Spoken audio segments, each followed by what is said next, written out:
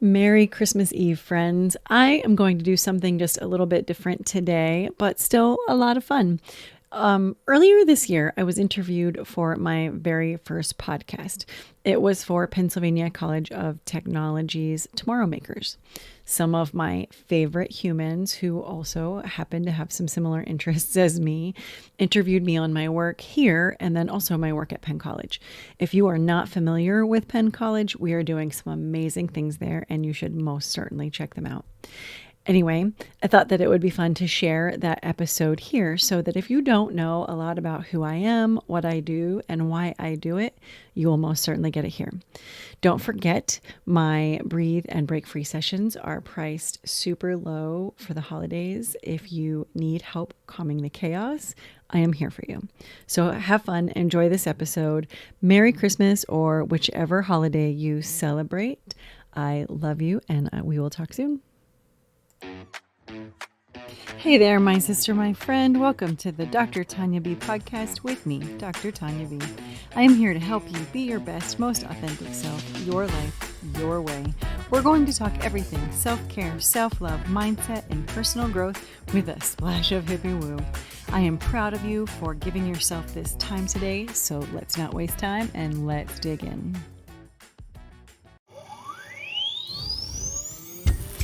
Welcome to Tomorrow Makers, where we explore how we learn, live, work, and play now and in the future. I'm Carlos Ramos. And I'm Summer Beatty. Hey, Summer. Hey.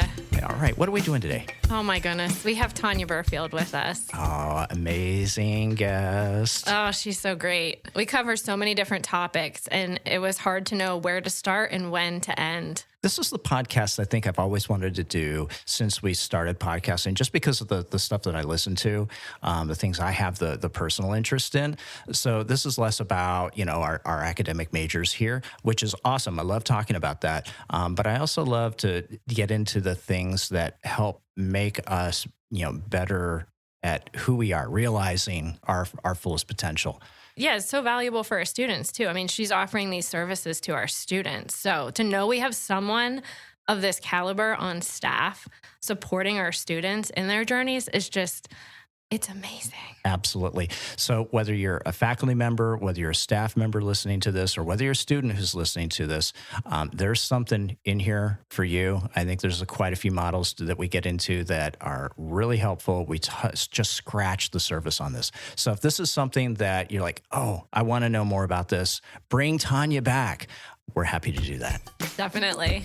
All right, here we go. Tomorrow Makers.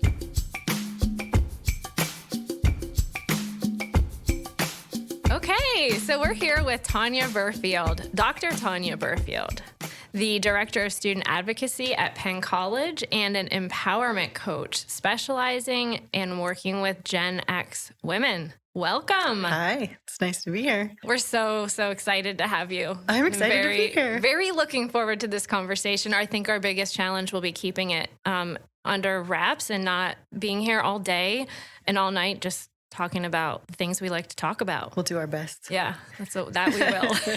So I have had the pleasure of working with you, getting to know you for quite a while. I think you are by nature just a motivating person, just an inspiration. Oh.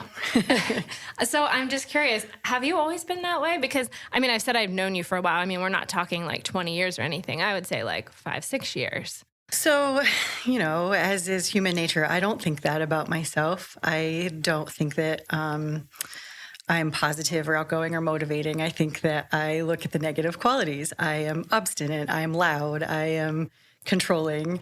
But I do recognize that other people see me that way and that I sort of have that impact on people. So I think probably I have always been that way. I just always think I'm the loudest person in the room.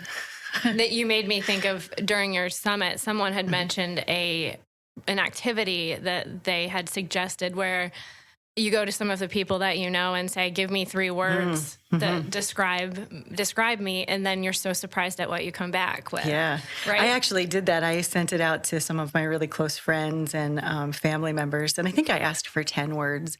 I wrote down my own 10 words, and I think maybe 1 or 2 of them was positive. But then when I got what I got back from everybody was so like amazing, and it's uplifting when you hear things along those lines. And I made a word cloud out of it and then hung it up because I was like, this is what people think of me. And I don't give that credit to myself in a way that I probably should be. And I think we all do that. Yeah. I also think if you ask someone, are they going to be honest? Right. I'm right. thinking your people were, of course, oh, naturally yeah. all this. They were, because they weren't all positive. Okay, They were pretty honest, but That's they were good. Friend, there was good stuff. And then there was some, the stuff that I recognize. I'm the loud person in the room. It's okay. That's not a bad thing. Not all the time. So how did I'm assuming it was a process for you to like work through. We had talked earlier and you said it's just all about growth. Mm-hmm. So what does that look like? Everything's about growth, I think, or at least it should be.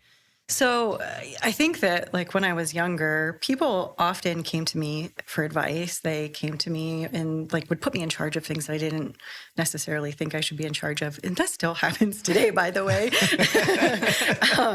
And I think that for a long time, I thought that was because I was the loudest person in the room and because I sometimes am pretty opinionated. And anytime somebody says like, will you share your opinion with me? I'm like, I've got all of the opinions. Which one do you want? Like, I'll just make that up if I need to. But it took me a while to recognize that the impact was actually different than that. And that might have come along as I then also had kids and became a parent, because there's a lot of parallel between parenting and leadership. And so they probably happened about the same time I became a leader in the industry that I was working in and the company that I was working for, and having these kids and raising the kids. And what I recognized is I really liked educating people, not necessarily being a teacher, but educating them and then helping them find the things that are going to heal them or grow or figure out what are their next steps and how do they become the person that they want to be. And on top of that, how do we empower the people to do that? And so bringing that all together took me, it wasn't something that I figured out like out of high school or even straight out of college. I was a non-traditional college student. So it wasn't something that I just like, here's one day that we did this. It happened over a period of time, but it took me a while to figure out what my impact really was on people and then how to harness that so that we can move forward and make it an environment that we all want to work in. Yeah, it's funny you would bring up the parallel between parenting and leadership, because Carlos and I just had a similar conversation the other day. And it came to me just as we were speaking. So I like that you brought that up. And you mentioned, having a family, and I mean, you have so many things you're balancing. How are you doing it all? You've got 3 boys, right? I do. You've got this coaching business, and of course you're director of student advocacy here. Like how are you managing all of that? I don't always know what the answer to that is. And sometimes I'm just not sure how it's happening, but it's happening. I also we love animals. So I have 3 dogs and 2 cats and have always had a house full of animals. I mentioned I was a non-traditional student. I got an associate degree actually from Penn College. It took me 3 tries to get that right. It was not something that came naturally to me. So I think I was 28 when I finished that and had 1 kid at home. And then much, much later, went back for my bachelor's degree, my master's, and then my doctorate finally. And I only finished that maybe 2 or 3 years ago. Here's what I will tell you. I'm very driven. I always want more and I always want to be better. And I don't understand when people don't want that. And so when people make excuses, when they are telling me they're too busy to do the small things, but they've got these things they want to do, but they just can't do it right now, I don't understand, because there are ways to make that happen. And so the other thing I will add, because raising kids, going to school, having a full-time job, those are challenges that you have to figure out how to work through. I'm really lucky. My parents are young. And so as I was raising the kids, my parents were happy to spend time with their grandkids and wanting to spend time, and would be more than happy to pick up from a practice or whatever it is the kids had going on, or spend an overnight if I was traveling for work, because I used to do that quite a bit more than I do today. And then I also am super lucky in that I have a partner who we next week celebrate our 28th wedding anniversary. And he is not only supportive, but he's encouraging. He doesn't always get what I do or why I want to do it, but he'll make sure that there is a way for it to happen. And so he will pick up slack where it needs to be picked up. And if that means picking up kids, picking up groceries, making a dinner, he's not a great cook. Neither am I, so we make it work. So, he'll be the one that makes sure that happens. And I'm really lucky to have that. Not everyone has that support and just the ability to be able to do that. Sometimes that meant that I had to miss out on things. And so maybe I showed up for a camping trip or something that we were doing as a group a day late, or having to leave a little bit early so that I could get something turned in, or have to get to a project, or we celebrate a birthday a week late. There are things like along those lines. I sat at lots of practices, on the sideline of soccer practices and in swim bleachers and music practices, doing homework, reading textbooks. You take every moment that you have and you figure out how to make it work. So I think it really just comes down to, you have to determine what is your goal. Is it really important to you? And then you might have to rearrange your priorities, because things change and sometimes things will be more important. You'll cycle through what that looks like. So you set those priorities, you get your support systems in place, and then you go get them. That's all there is to it. That's all. It's just super easy. You check the box and go get them. I want to talk a little bit about what you do as Director of Student Advocacy, because I think our listeners, they might or might not know. I think they can maybe draw a conclusion, but I think it would be helpful to kind of set the stage and what does that entail? Yeah. That's tough, right? It is a tough one. And it is, I will tell you that like from the previous question that you asked me, never in my life have I worked at my full capacity. I've always felt like, sure, you just take that on. It's not a big deal. This job has probably pushed me as close to my capacity as I've ever been. And it's not the volume, it's the weight of the work. And so what I'm doing is twofold. There's the student advocacy side, and we've got a team of people that are doing that. And then there's the Title IX side. And so there's a different team of people that are doing that. So with the student advocacy piece, these are areas that are things that are impacting students, stopping them from being academically successful, but not the academics. So these might be housing needs, food insecurities, really bad anxieties, medical issues. Getting medicine is the hot topic of this year, so access to medicine. And so we're helping lots of students with other resources here on campus and off campus to try to figure out how to do those things. And then once we get through some of that, how do we help them reframe and cope and deal with the things so that they can then be academically successful here? So it's an issue for retention when they can't do that. So that's one side. And then the other side is the Title IX stuff, which is sort of the uglier side of the house. That's everything, harassment, discrimination, and sexual misconduct. And so those are hard things to have to navigate when you're talking with both students and employees. And those things we're doing, we're running the investigations and we're coming to outcomes, and then we're providing support services to both or more parties, depending on what that is. And that's challenging because there's only so much that you can do there, but you just provide the resources for them that they need. But there's, in both sides of the house, it gets pretty heavy. So there's a lot of parallel between what you're doing here at the college and what you're doing in your business. Funny how that worked out. Isn't it? And that was not planned. It was not at all. It was not at all. I had actually I knew I needed to do something in lines of this business. For a couple of years and probably even longer than that, I've been playing around with different things, and I've been working on different certifications and modalities. I probably have 25 or 30 certifications in different modalities because I just really enjoy it. And I was always looking at something for myself. And so I just have figured out what that looked like and was working on what this business would look like when we had a restructure here at the college that someone came and said, how about this job? This seems like something that you might be really good at. And so I was like, sure, let's try that. And here we are. It's so interesting that you had this period of reflection to get to where you are, to know, I want to do this. This is my path. Mm-hmm. And then someone else here at the college saw that in you, the same exact thing around the same time. Yeah. Isn't that interesting? Yeah. And I think you are probably going to ask me a question about this later and we'll circle back to it. But I think that when you can sort of shed the masks of what you're hiding behind, because a lot of people do that. And when we have layers of that and how open you are, but when you start living in your own authenticity and being who you wanted to be, you're living for your own values, for your own belief systems, and you're being the person you want to be, it just opens doors and things come to you versus you having to fight for them. So what are some key principles or values that you would say you emphasize? And you can approach it like with your coaching or with your role. I guess we've identified they're very similar. They are. They definitely are. What would you say? Yeah. So I think this will lead back to the point that I was just talking about, but it changes depending on who I'm working with to a degree. But I do think that there are three facets that are the root of our happiness. And so the first one is authenticity. If you are living authentically, if you have figured out what are your values, who you are, what is important to you, and then showing up as the person that you intend to be, you can then live in fulfillment and with purpose. If you don't identify what that is and you start working on that, then you're never going to be able to find that sort of joy. I love the word joy, but you'll never figure that out. And so you have to make those identifications, and then you have to not be afraid to do it. That was probably the hardest thing that I've ever learned in my life is being okay with that. You have to, for me, it was like fear of being judged for being who I am. Like I said, I'm the loudest person in the room. I'm probably always going to crack a joke if the situation is right, but I'm good for a joke most of the time, and I lead with sarcasm. But I also really care about growth and opportunities for other people. And so when I start talking about that and start talking about the healing modalities, there's fear of judgment that comes there. Not everybody believes in your skill set and what you're going to do, or even understands it.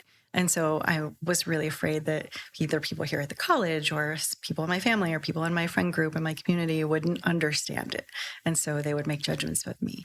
And when I started talking about this business, that's exactly what happened. I just had to stand tall and say, it's okay that that's happening. I know who I am. I know what I want to be. I know what I bring to this world, and I know what those values are. And so I'm going to do it anyway. And then what happens is people start recognizing that this is working. You have something to give. And then even in some of like my family members who were the most vocal about not appreciating what I was trying to do, not my husband, by the way, he's always awesome. They would hear like somebody else say to them, like, I saw Tanya's video, like that she sounds so smart. I don't always feel like I'm smart, and I don't always feel like other people think that I'm smart. And so she sounded so smart, and what she said helped me. And then that made that person recognize that, oh, wait, she does have something to bring to other people. And so once that starts happening, it becomes a snowball into being able to then do that even more freely. So that was number one. There are three of them. The second one is integrity. You have to not only figure out what your values are for authenticity, but then you have to live them. So this is not always an easy thing to do. You have to figure out how to be your best at that time. It's not always going to be perfect. This can be really, really challenging from a personal level. You have relationships with family, with friends, maybe some in-laws, extended family, that you can't always be 100% open. So this isn't necessarily about being open, but it's not going against who you are and what your values are. So if you've got an example of something along, maybe you're transitioning or something along those lines, you can't be completely honest, but you don't need to pretend that you're something else either. So you have to set those boundaries. And then from a professional level, this is really hard because sometimes we can't necessarily protect our friends and our coworkers because what we have to be focused on is the institution or the company or the community. And that's not an easy thing to do always. And so you have to behave one way because that's the expectation at that moment, but you don't love the way that feels. And so what I am going to say is you just have to do your best. It's not going to be perfect. You have to do your best, and you have to do it in a way that doesn't feel awful for you. And at the end of the day, you can look in the mirror and say, I did the best with what I had at that moment. And if I didn't, number one, I can make amends for that. And number two, I can learn from that. And so next time I will do better. And so you do the best that you can to be the person that you want to be.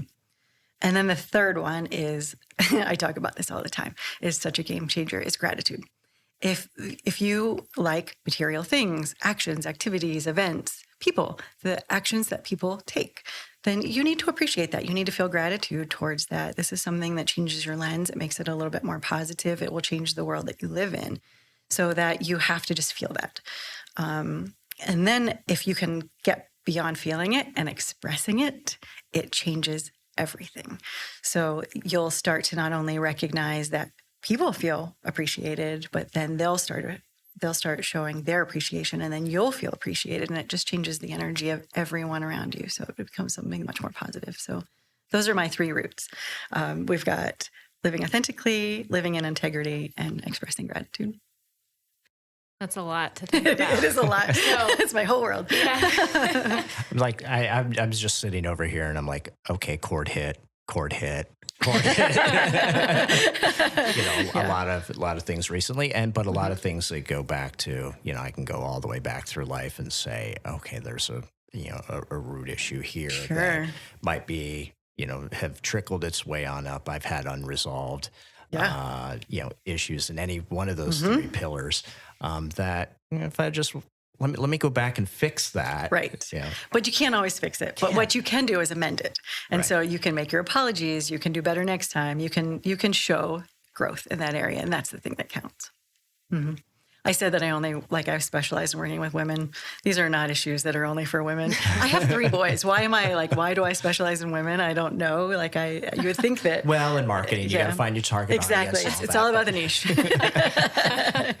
You have a knack, though. I've said this before, and I haven't come up with the term yet. And witchcraft is the only thing I can go. It's probably my magic. You can't just get any information. It just comes out. It does. I call it my magic. It's true. I have a flair of hippie woo. I'm pretty open about that. Not too far, but there's a flair there. So I call that my magic. I think it has to do with what we were talking about in your first question with being positive and motivating.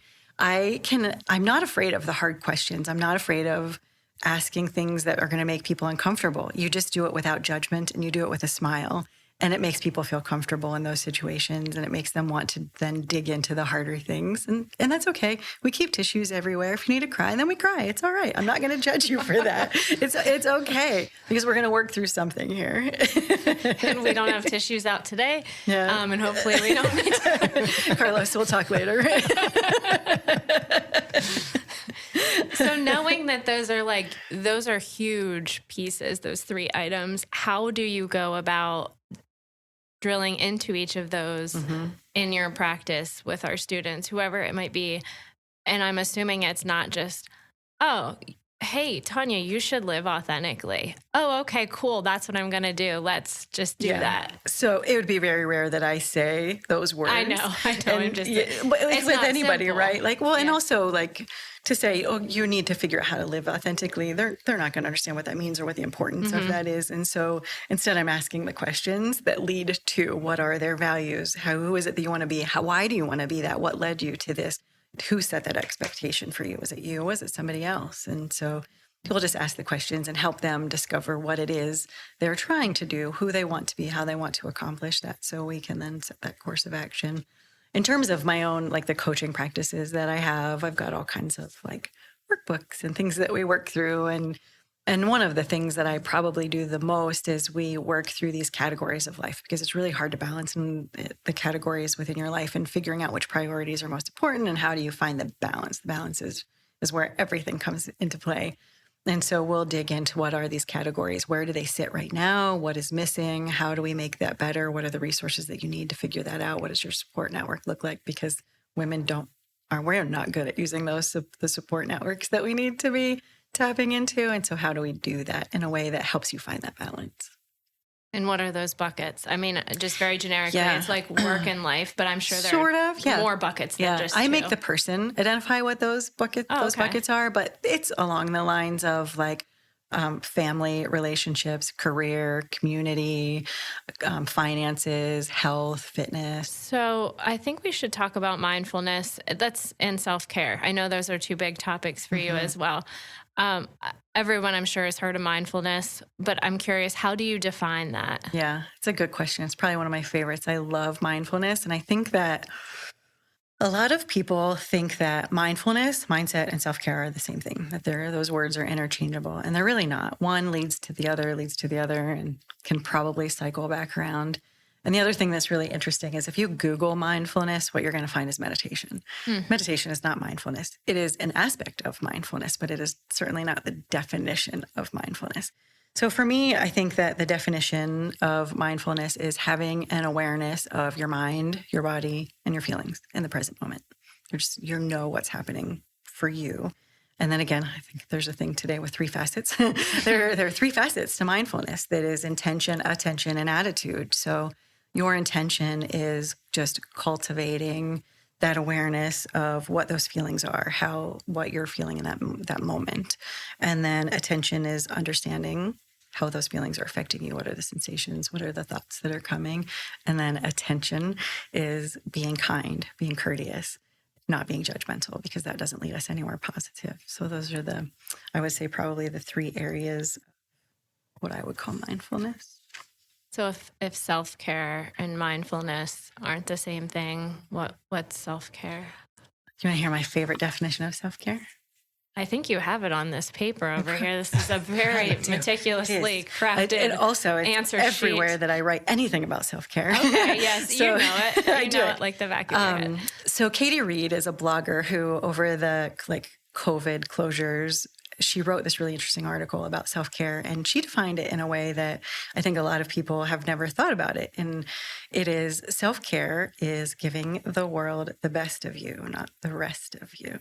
And I think that sort of says it all. So I'm going to say especially women, but it's not just women, it's everybody. We're just divvying out our time and attention and what I call our personal resources the best that we can, and just throwing everything at everyone. And it turns out that we cannot be everything to everyone all of the time. And so what happens is that either our work or our family or our community, whatever it is that we're trying to give all of these attentions to, somewhere there's going to be a suffrage. And so that might be your kids. You think you're checking all of the boxes and doing all of the things, but maybe you're short with them. Maybe they didn't get, a little bit of extra homework help, or just the hug that they needed that day because you didn't recognize they needed a hug that day because you needed a hug that day. And so, or it might just be you didn't do a good of a job on a project that you needed to be doing. And so self-care is figuring out how you take care of yourself, because if you aren't that number one priority, everyone else is not getting the best. And boundaries are important. I'm sure. Boundaries are so important. Mm-hmm. That's a hard one to do too. Yeah. Limited resources, yes, for sure. 100%. Yep. So why does all of this matter? So why does mindfulness matter? Yeah. So I think if you can bring those three facets that I was talking about, intention, attention, and attitude together, what it does is it changes that sort of that perspective that we were talking about earlier. It changes that lens so that it's a little bit more positive, and you get to have a perspective that just feels a little bit better and allows you to live a little bit more graciously. Ease and grace, it's another one of my favorite terms. We're doing this with ease and grace. We're not trying to, be everything to everyone all the time. And then I think what else it does is it moves us out of this space of autopilot. So just checking the boxes, like I was saying, we're just allowing things to happen to us. We're just moving through our day. And instead we're moving into ownership. So we are deciding what that looks like for us. That might mean we're setting the boundaries, but we're doing it in a way that's polite and respectful. And we're then able to serve better versus just getting it done in a way that doesn't necessarily mean it's the best for anybody around you. So I think there's that. But then there's also the physical and the mental side that are benefits. And so if you are feeling a little bit better and you're happier, there's the physical. I'm probably going to sleep a little bit better, right? I'm probably going to manage my anxiety and my stress a little bit better than I had been because I'm sleeping a little bit better. My emotional intelligence, we don't always talk about this a lot, but if you want to talk about what makes you successful, intelligence is cool, but emotional intelligence, how you impact people and how you respond to people and how you get them to respond to you is going to be a factor in your success. Oh, that's which is your witchcraft. I what think, book is this? Yeah, I think that's my thing, right? Yes, that's my magic. Got the answer. That's all I need. Okay, thanks a lot, Tanya. We'll see you later. It's a little EQ. Yeah. I got a poster made. So I think there's that. And then I think there's also this, the physical could also be long-term things. I can control my weight better. I can manage pain better. I can do all of those things because I'm living in a better space than I could have been living if I hadn't been owning what it is I'm trying to move forward in. I have so many questions for you, and none of face. them are fully forming in me because I just have one question stepping on top of another one, which might get into some of the, at times, and I'm speaking for everyone because we all feel turmoil inside at any given time. I kind of think of that turmoil differently than I do stress. I feel that, okay, I can have a high stress tolerance, but I still have all this boiling chaos. I call it the chaos. Yeah, and I think I've used that term at least 2 or 3 times today. So how do you, maybe this is the monkey mind, there's all sorts of other terms for this, but how do you get to that point so you can calm that enough to get to that point of mindfulness so that you then can get to the point of the integrity, the authenticity. So there is no magic elixir for this, but there is work to be done. And I hate to use the word work because that sounds hard, and it's not necessarily, but you have to put effort into anything that's going to be good, right? Like there's going to have to be some effort there. So there's lots of different things you can do. There's the small things. So on a daily basis, you just need to be paying attention to what are your thoughts. If it is a negative thought, turn it around. Take that, stop what you're doing, take that thought and make it the opposite of what you just said. So if, this is super silly, but if you're like, you look at somebody and you're like, ooh, that's an awful haircut. Nope. You didn't need to make that judgment on that person. Say something nice about them. Yeah. And so you turn it around until eventually your thoughts are mostly, it's never going to be perfect. That's not how we live our lives. We're still people. So you just have to mostly get it back to that more positive lens. And that will change then how you start responding to things and how you're reacting to things. And it eventually will add up into the bigger things. And then there's, Summer's giving me a little nod because there was something that I did at one point to do this for myself. And this came from a certification that I did, I bet 20 years ago. It's been forever ago. We were challenged to do something, and it turned out to not be good for me. But in the moment, it turned out to be a very good thing for me in the long run. So every time we had a negative thought, we had to put a little mark. We use a Sharpie and just put a little mark on the top of our hand. And I recognized in that first day, my hand, you could barely see the color of my skin. There was so much negativity. And my kids were little, and I was working a full-time job. Like I had a lot going on. But I recognized very quickly how I spiraled into that negativity. And so then every single time I made that mark, I had to turn it around. And I had to do this for a period of I think it was a week or 2 weeks. And by the end of the period of time, I'm hardly making any marks because I had gotten so much better because you can make those shifts. Like it takes a little bit of time, but they happen and they can happen quickly and spiral and snowball and all of those things. So I definitely have used that, and I have recommended that to other people as well. So did you take a positive tally on the other hand? I should have. No, I didn't. But the first couple of times there were no positives, it turned out. And then also it would have been like the negatives by the end of the day took up this much space. And every time you turned it around, it still probably didn't take up as much space because it was harder at first to make those connections. So that would be the things that you do on the daily. And then I think there are formal practices too, right? I love meditation. That is totally my bag. It's something I lead guided meditation. It's something I encourage everybody to do. It is not something that everybody loves, but there's all kinds of ways to do it. You can do walking meditations. You can do guided meditations. Google or go to YouTube and search for a guided meditation for any topic. Is it test anxiety? Is it anxiety? Is it depression? Is it the monkey mind? There is a meditation out there for it. So you just have to find the person that you like because you're not going to love everyone that's out there. And also, you could also sit in quiet. Not everybody does this very well. I struggle with sitting in quiet even, as much as I love meditation. So if that makes you itch, don't do it. You don't have to stretch that far. Just find the thing that works for you. And then I would say breathing. We all breathe, right? I love it's free. You don't have to do anything for it. We're going to breathe. So just do it very consciously. And so box breathing is an easy one to teach. I talk to a lot of people about box breathing. So that's inhaling, and you can actually draw out a box. You inhale for the count of 4, you hold it for the count of 4, exhale for the count of 4, hold it for the count of 4, and you just repeat that. And somewhere along the lines, I read that this was developed by the Navy for SEALs. So the Navy SEALs use this as a way to control their reactions and calm their mind. And they use it as an exercise to get to sleep faster. And it really does work to help you get to sleep faster. I like that you drew the visual because I'm like, yes, of course, it's called box breathing. Why wouldn't you visualize box? Right. But I've never done the visualization of, an actual line going.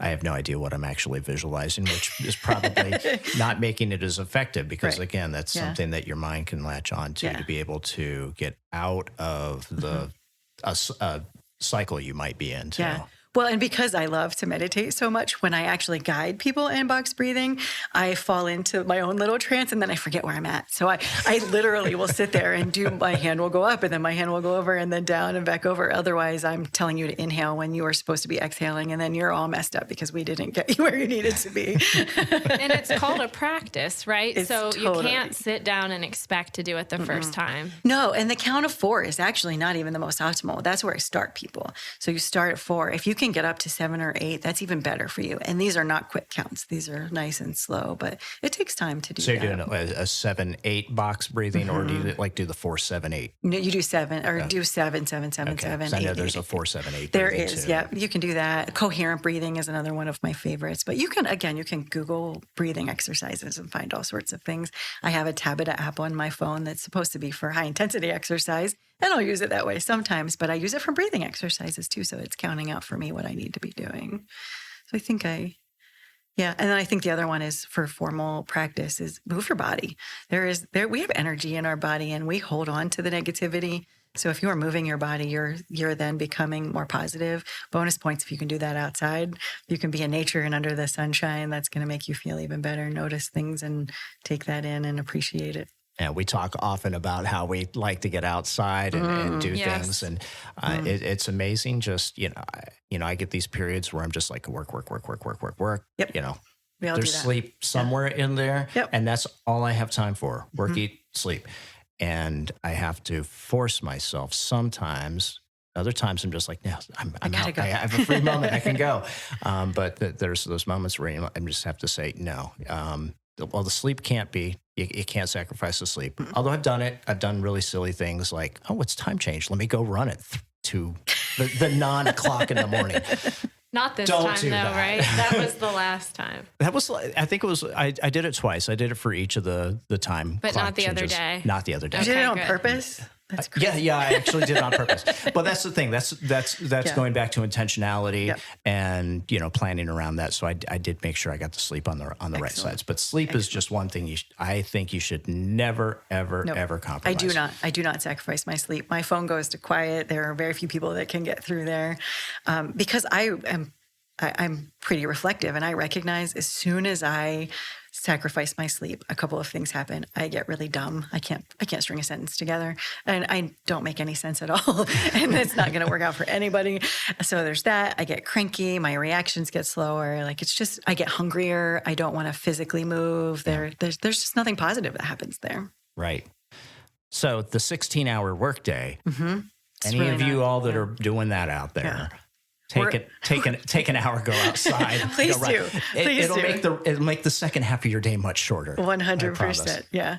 The other thing that I'll say, like from this question that you had, is how do we get to this shift of mindset? Is one thing that I also will do, and I am a super reflective person, so I get that I do that, but you have to practice some of that reflection. So at the end of the day, ask yourself, what went really well today?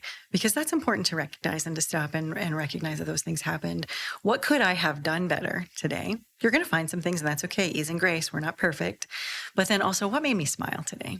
Because there was something there that changed my day, maybe the projection of the day for me or for somebody else. And so I think doing those reflections is really helpful. Do you do this as an internal monologue, or do you keep a gratitude journal or something in between? I'm not a good journaler. I don't do it on a regular basis. I think that it works really well for some people, and there are people that I will recommend that this is what you should be doing. But I don't do that as a consistent.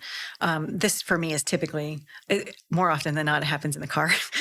You see me talking. I'm probably not singing to the radio. I'm probably talking to myself, and so that's where I'll do a lot of that sort of thing. Or as I'm in the shower, that happens. Like water tends to bring out really good reflection in people as well. So it's usually internal monologue for me. But back to the journaling piece, I think that works so well for so many people and is a really good way for like creative expression and that sort of thing. And it helps release some of those traumas that you might have dealt with at some point or haven't dealt with but need to deal with. And so it's a good way to release a lot of that stuff. For me, I use journaling in cycles. And so if I am struggling with a problem, if I am trying to figure out a resolution to something, if I am in a downward spiral, because it happens, right? We all go through really hard times. Or after I had my last son, I struggled really pretty hardly with postpartum depression. And so one of the things that I did was breathing exercises, movement, and journaling. Those are like, you can either use, for me, what I will do is I'll use that for one day. Like I'm going to spend an extended amount of time. So nobody bother me for the next 3 hours. This is what I have to go do for myself right now. And they're pretty good about that, except for the dog who has to be in there with me.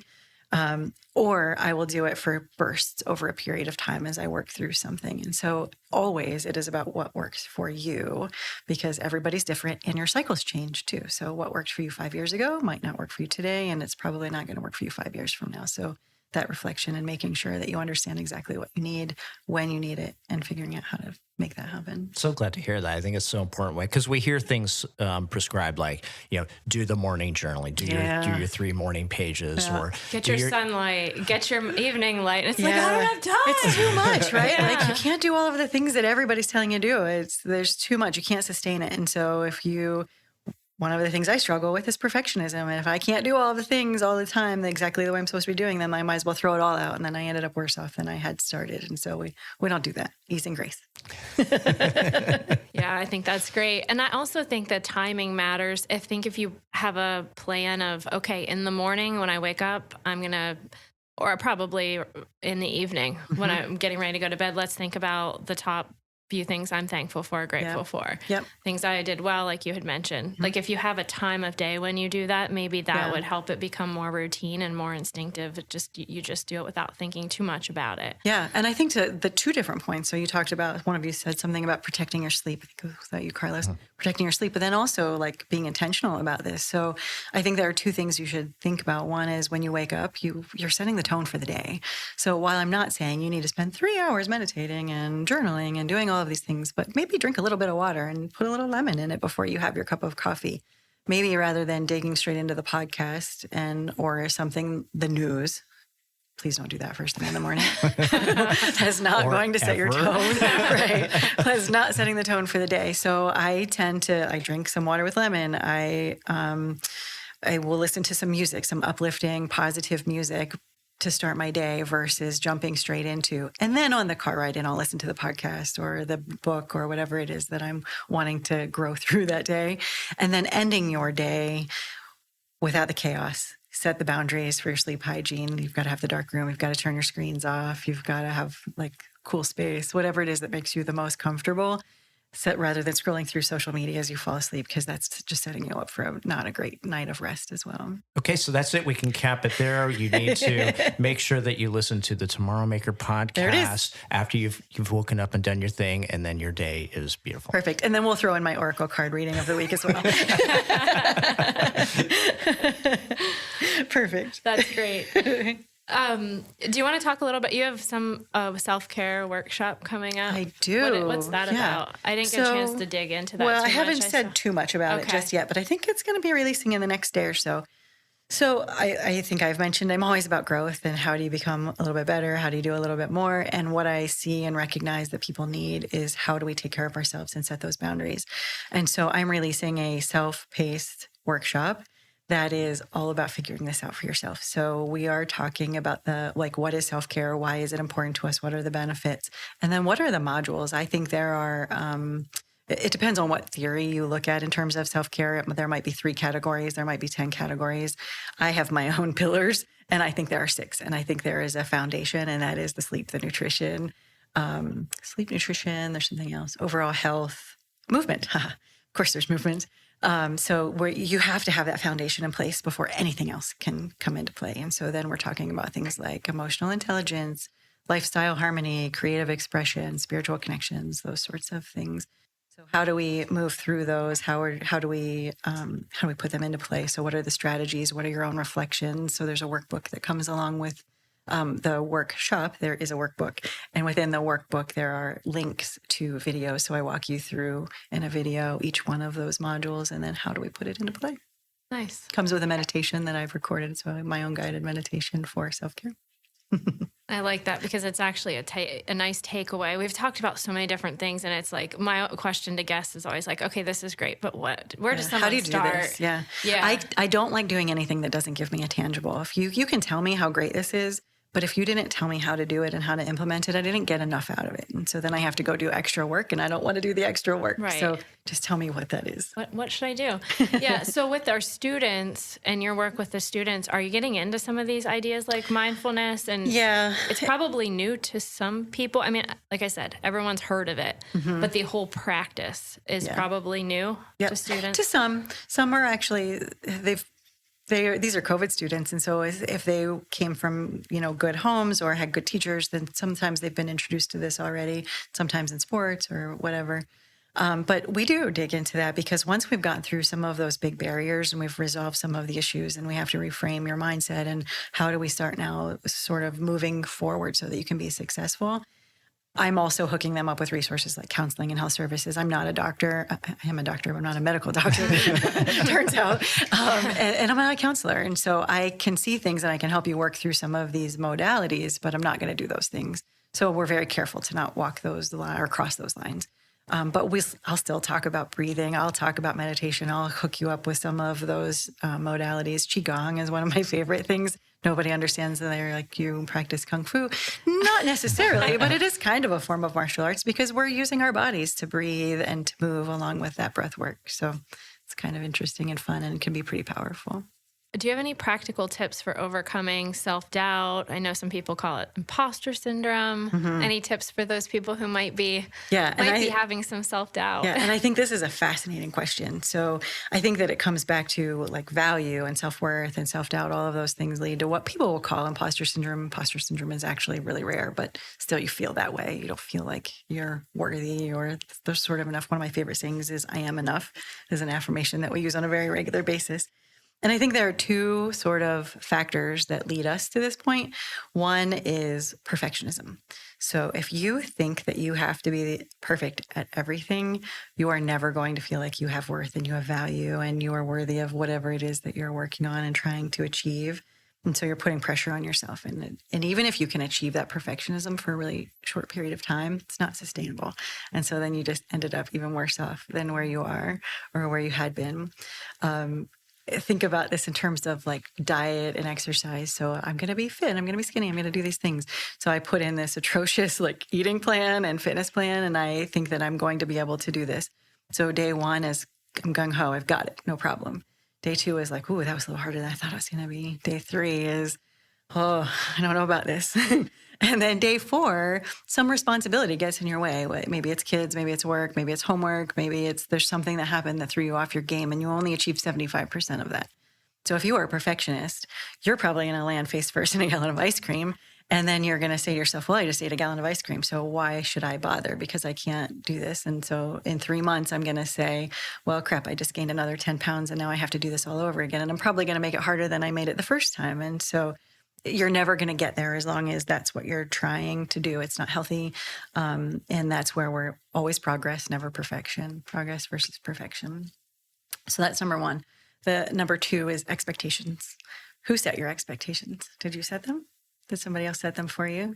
Did parents set them for you? We see that a lot with students. They're living out a goal that was set forth by somebody else. The women that I'm working with will often, they think that their parents set this expectation for them, but it might have just been something they heard or something that they perceived. And so we're trying to live up to this expectation that no one ever thought that they were supposed to be achieving. I did this to myself for a really long time, especially in terms of starting this business. Like, no one's going to appreciate that I'm doing this. No one thinks that I'm worthy of doing this.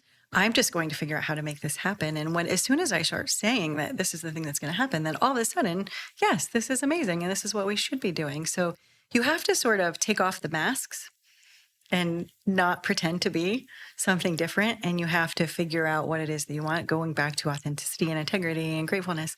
And you have to decide who it was that set that expectation and then figuring out what it is for you, how you move forward with that so that you are feeling like you are living up to that expectation so that you then feel your value, you then feel your worth, you then feel like you are enough and you are not an imposter. You are actually living out the thing that you should be living out. That's great. I just keep going back to that whole idea of grace, which intermeshes perfectly with perfectionism. And if you have that bar set so high and you're not reaching it, and then it's like, okay, that's okay. Yeah. I did really well. That you said, Easy grace. I did the best that I could at that point in time. Mm-hmm. I'm going to do better next time, and this is okay. I actually have a tattoo on my arm that is about perfectionism. So it's a Zen circle, which is also part of my logo and the Dr. Tanya B. It is the Zen circle. It just stands for the fact that you can strive for perfectionism. You're never going to get there, and that is okay. You do the best you can with what you have at that moment. It's a perfect takeaway. Here's the only thing I will add. Do something nice for somebody today.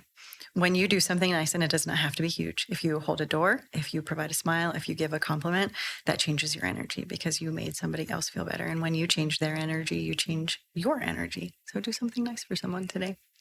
Before we wrap up, is there an exercise that you can give us, a 1-minute exercise you can guide us through right now that will... So here's my current favorite one, and this really applies to everything that we're doing here at the college. I just started calling this Stand Tall. I did it from the last Lunch and Learn that I was involved in, and I got a lot of really good feedback from it. So we're sitting down, so we'll just do it sitting, but normally I'm going to move to the edge of my chair. Perfect, do that. I'm going to sit up a little bit. Hopefully you can still hear me. So Stand Tall is about gaining confidence and feeling good about what it is you're about to do. So if you're going into a meeting that you know is going to be challenging, it's an adverse situation, I'm feeling like I don't have value to the situation that I'm going to be in because I've shared this pretty openly. I've struggled with presenting in front of groups of people. I stopped wearing dresses because I was afraid I'd fall over and my dress would go over my head. So I would start to black out and I would freak out. So this is an exercise that I do to try to overcome some of that. So if you stand with your feet hip width apart, you straighten your back, your shoulders are back, your head is nice, like reaching towards the ceiling or the sky, and you're just standing tall. You can close your eyes or look down and take a really big breath into your diaphragm, into your chest. Hold it for just a second and then exhale. And you're going to do that again, but this time you're going to say, I am worth it. I am enough. I have value. And maybe whatever it is that you're working through. So if I have the information that I need to work through this meeting, I can share this with value. I am enough. Then you take another big breath and you release it. And then you are ready to go. That is great. Thank you so much, Tanya. Thank you. Thanks for having me. Thanks for hanging out with us today. Don't forget to rate, review, and subscribe wherever you listen to your podcasts.